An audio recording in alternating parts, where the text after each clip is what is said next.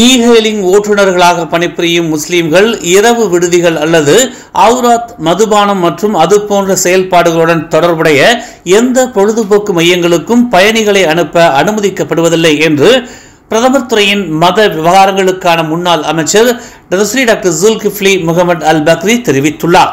அல்லாஹ்வுக்கு எதிரான பாவ மற்றும் ஒழுக்கக்கேடான செயல்களுக்கு உதவுவதற்கான செயல்களில் இது அடங்கும் என்று அவர் குறிப்பிட்டார்.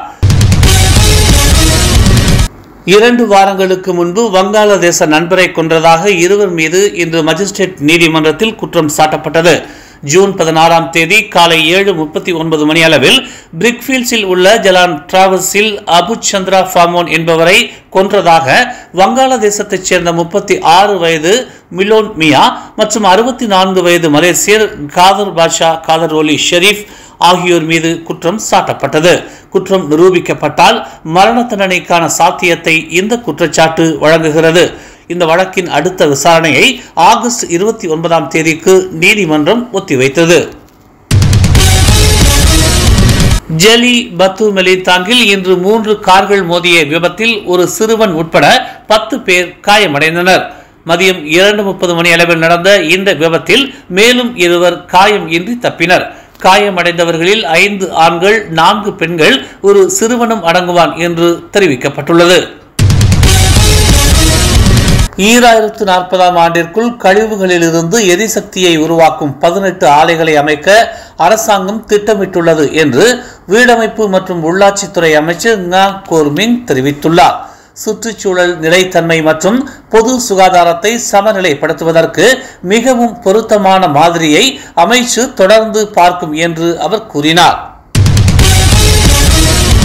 கிராப் அல்லது ஃபுட் பாண்டா போன்ற நிறுவனங்களில் பதிவு செய்யும் போது கிக் தொழிலாளர்களை சுய தொழில் செய்பவர்களுக்கான சமூக பாதுகாப்பு திட்டத்தில் அரசாங்கம் தாமாகவே சேர்க்கும் என்று மனிதவள அமைச்சர் ஸ்டீவன் சிம் இன்று தெரிவித்தார்.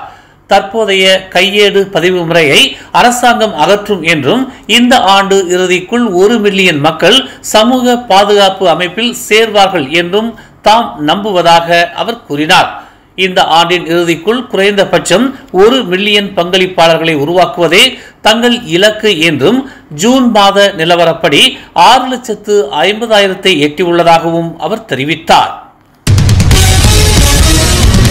2 வாரங்களுக்கு முன்பு பத்து காஜாவில் உள்ள ஒரு ஹோட்டலில் தனது மனைவியை கொலை செய்ததாக சந்தேகிக்கப்படும் வேலையில்லாத ஆடவர் ஒருவர் மீது இன்று மஜிஸ்ட்ரேட் நீதிமன்றத்தில் குற்றம் சாட்டப்பட்டது. 37 வயதான ஹரில் அனாஸ் அப்துல்லா மஜிஸ்ட்ரேட் அஸ்லின் ஜெட்டி ஜைனால் அபிடின் முன் குற்றச்சாட்டு வாசிக்கப்பட்ட பிறகு குற்றத்தை ஒப்புக்கொண்டார். உயர் நீதிமன்றத்தின் அதிகார வரம்பில் வழக்கு இருப்பதால் எந்த மனுவும் பதிவு செய்யப்படவில்லை. ஜூன் 20ஆம் தேதி காலை 7:30 மணியிலிருந்து பிற்பகல் 2 மணிக்கு மத்தியில் ஹோட்டல் அறையில் 32 வயது நிஸ்யா ஷகிலா ஷஹாரூன் என்பவரை கொலை செய்ததாக ஹரில் மீது குற்றவியல் சட்டத்தின் கீழ் குற்றம் சுமத்தப்பட்டுள்ளது.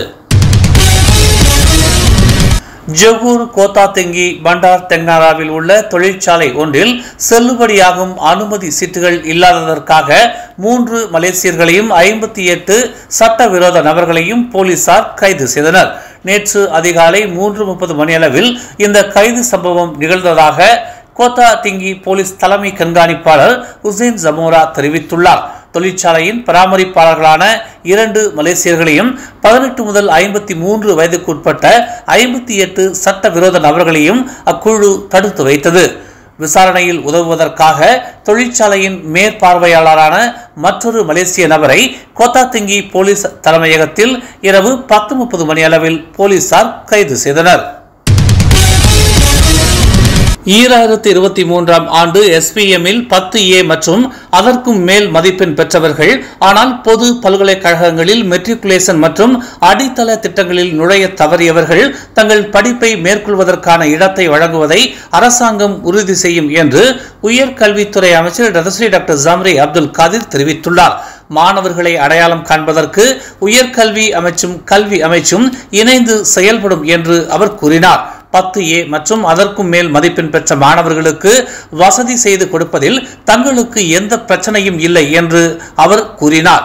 ஏனெனில் பல்கலைக்கழக அடித்தள திட்டங்கள் மற்றும் மெட்ரிகுலேஷன் ஆகியவற்றில் அவர்களுக்கு இடமளிக்க போதுமான இடங்கள் உள்ளன என்று அவர் செய்தியாளர்களிடம் தெரிவித்தார்.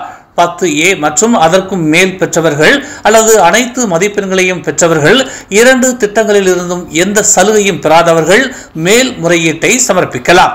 நேற்று பிரதமர் டதஸ்ரீ அன்வார் இப்ராஹிம் 10A மற்றும் அதற்கும் மேல் மதிப்பெண் பெற்ற 2023 SPM வைத்திருப்பவர்கள் இனம் அல்லது பிராந்தியத்தை பொருட்படுத்தாமல் எந்த ஒரு மெட்ரிகுலேஷன் திட்டத்திலும் இந்த ஆண்டு முதல் இடம்பெறுவது உறுதி என்று அறிவித்தார். இதனை அடுத்து சம வாய்ப்புகளை உறுதி செய்வதற்கும் சிறந்த மாணவர்களை அங்கீகரிப்பதற்கும் அரசாங்கத்தின் முயற்சிகளில் ஒரு பகுதி இது என்றும் இந்த முடிவை அரசியலாக்க வேண்டாம் என்றும் அனைத்து தரப்பினருக்கும் நினைவூட்டுவதாக ஜம்ரி தெரிவித்தார். தமிழ் மலர் செயலி நம் சமுதாயத்தின் உரிமை குரலாய் உண்மையின் வாசமாய் மக்களுக்காக நாளும் மலர்கிறது தமிழ் மலர் நாளிதழ். சமரசம் இன்றி சத்தியத்தின் பாதையில் வெற்றி நடை போடும் தமிழ் மலரின் இன்னொரு புதிய அத்தியாயமாய் தமிழ் மலர் செயலி இப்போது அறிமுகமாகவிருக்கிறது உங்களுக்காக. மலேசியாவின் ஆக சிறந்த தமிழ் ஊடகமாய் உள்ளூர் தகவல்களை உடனுக்குடன் தெரிந்து கொள்ள மலர்கிறது தமிழ் மலர் செயலி. விரைவில் எதிர்பாருங்கள். மேலும் செய்திகளை தெரிந்து கொள்ள தமிழ் மலர் நாளிதழை பாருங்கள். எங்களோடு இணைந்திருக்க மலர் டிவியை பதிவு செய்து கொள்ளுங்கள். உறவுகள் மகிழ்ந்திட விருப்பம் மற்றும் பகிர்வு சேவையை சொடுக்குங்கள்.